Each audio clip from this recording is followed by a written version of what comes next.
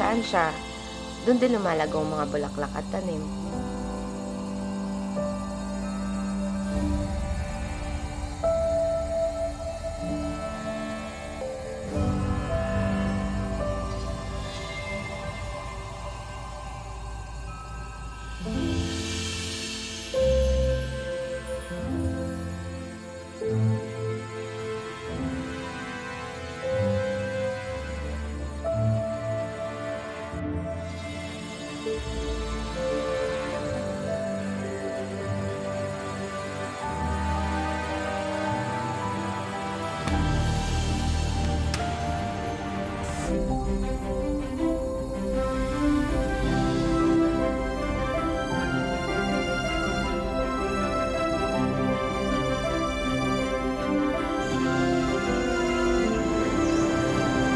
Mabait si Maria makiling, pero napuso ng mga taong pagiging matulungin niya. Amin to, Maria! Hindi mo na mababawi sa amin ang ginto! Hindi nyo mapapakinabangan niyang kinuha nyo dahil sa panloloko.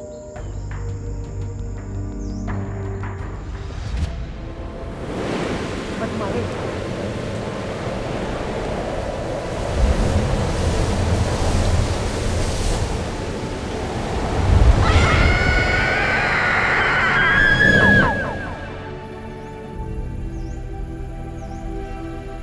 Pagod na ako sa kasakiman ng mga tao.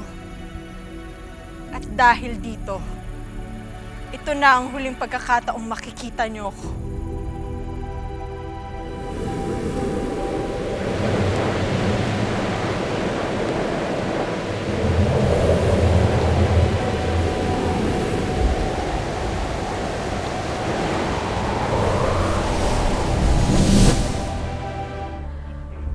Maria makiling, kailangan kita makausap.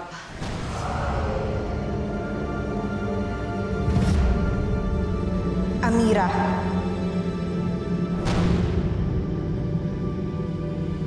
Nandito ako palagi para sa'yo. Pareho tayo ng pinagdaan. Ang kabutihan natin, pinalitan nila ng kasamaan. Kaya ako pinadala sa'yo si Magnolia para tulungan ka.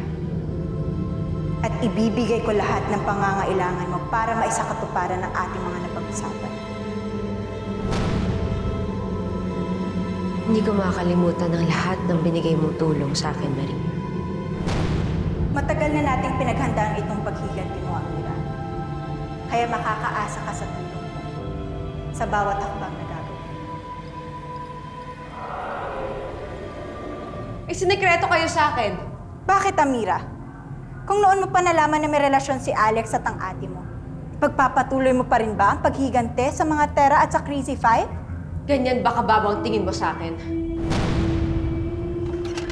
Ganyan ba kababaw ang tingin niyo sa akin? Kilalang kilala kita, Amira. Laging nagtatalong isip at ang puso mo. Pero alam mo kung anong dapat pairalin.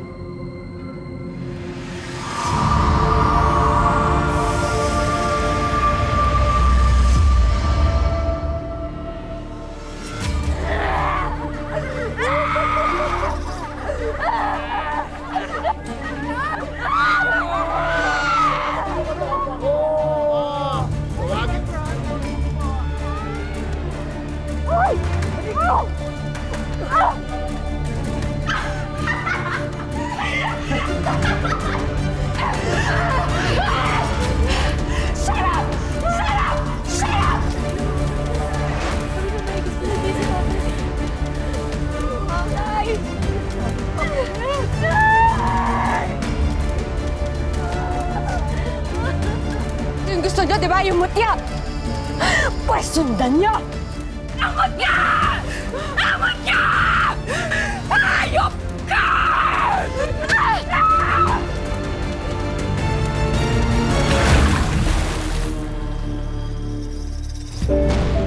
Alalahanin mo kung bakit ka bumalik, Amira.